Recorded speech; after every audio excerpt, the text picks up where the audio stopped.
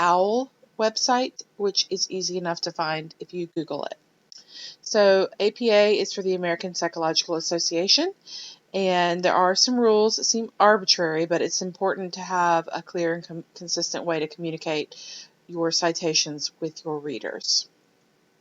So these are a couple of general guidelines for APA, and I've put comments on some of the papers about this. It's double space, 12-point font.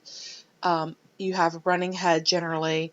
You number the pages and you indent your paragraphs.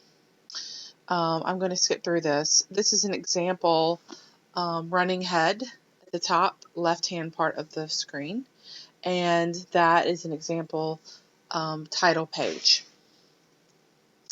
So again, you can go through this on your own, and you see there are little text boxes that give you formatting tips on how to make your title page APA. Okay, moving forward. Again, running head. For my paper in this particular course, if you don't have a running head, that's okay, but I do like to see at the very least page numbers. So some of you have abstracts for your papers. That's fantastic. For my purposes, I don't need an abstract with your paper, but certainly it's great if you have one. I do think all papers should have, at a minimum, a quality introduction and a quality conclusion. I'm going to skip through here and go to some highlights away from the abstract, because the PowerPoint is very self-explanatory if you take the time to look at it.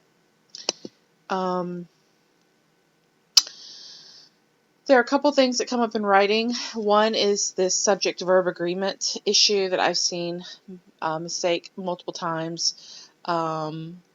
If you say learners make their responses, learner makes the response, make sure that singular and plural are in agreement. So if you don't say the learner makes their response. Same thing with his and her. Just make sure that subject-verb agreement is in the same tense. Okay, so this slide is slide 14. Citations that come inside the text have to be formatted a certain way. I'm going to start here. Okay, so there's a couple of ways to do it. You can say, so if the authors are Flatt and Scruggs, you could say according to Flatt and Scruggs. And then you have the year of publication in parentheses, and then you go on and talk about what they said. The other way you could say it is start with the year in 2000, Flatt and Scruggs said. That's how you cite if you are introducing the author as part of the sentence.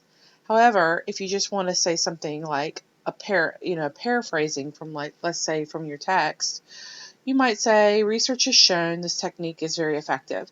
But you didn't come up with that idea on your own. You got that from your text, so you need to cite it. So in this case, the citation would be at the end of the sentence. So Flatt and Scruggs, comma, 2000. Notice that the period comes at the end of the citation, not at the end of the sentence. Notice also that the two authors are separated by the ampersand. So you would list all of your authors.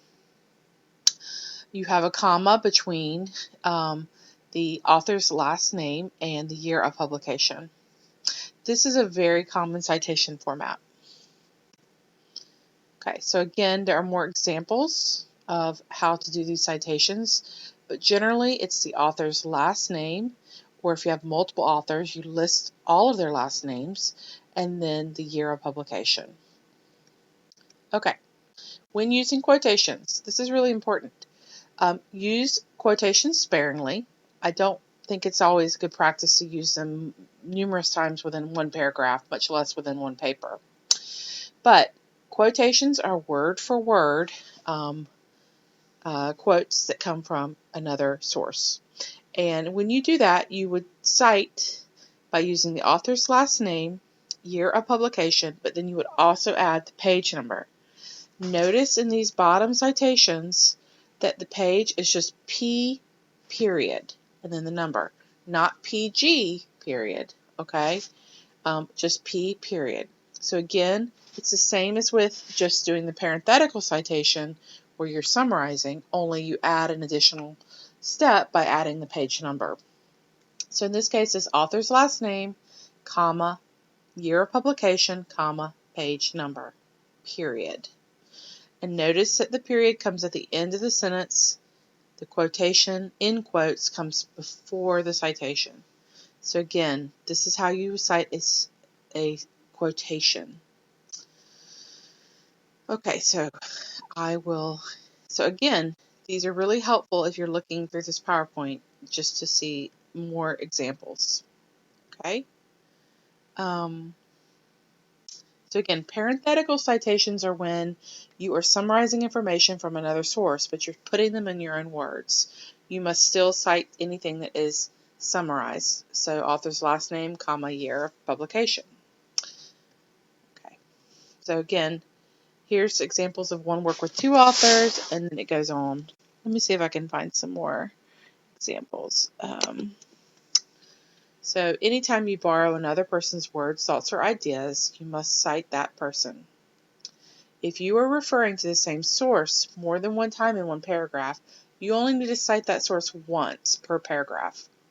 However, when you begin a new paragraph, you must begin citing anew. So even if you cited the same source in the paragraph right before that, you must cite that source again in the new paragraph.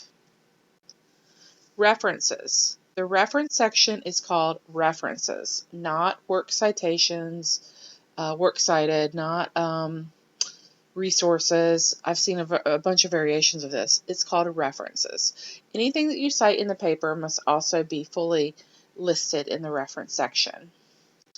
There's some good examples. I won't get into this too much, but there's examples of how to cite a journal article, how to cite a book. Now, a couple of things to note. Notice that the word references is the title and it is centered. Now, what this does not show is that your references should be double-spaced. So just like your paper is double-spaced, your references are double-spaced as well. Now, another example is, for example, these book examples, notice that the first line is of the reference, so Klein, comma, AH, is justified to the left.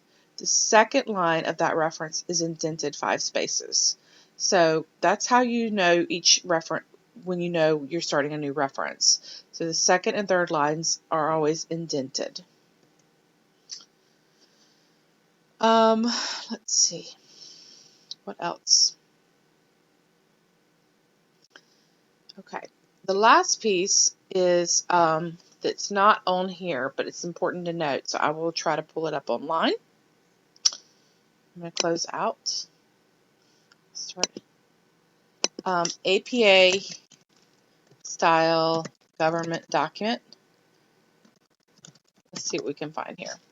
The reason why I'm pulling this up is because, and again, Purdue OWL is a great resource. You're going to find exceptions to everything. You may not have a journal article. You may have a website that you need to cite. Purdue OWL will tell you how to cite a website, both parenthetically and in your reference list. And you want to try to do that as close as possible to what they recommend. So here, just by Googling it, it gives you examples of reference lists for other print sources. So I'm going to scroll down. In the government document, the reason why I pull this up is because if you're looking at for instance, a school improvement plan, this would be an example of a government document. So you might use something like this where you have citation done in this way, so it would not be an author because there is no one author.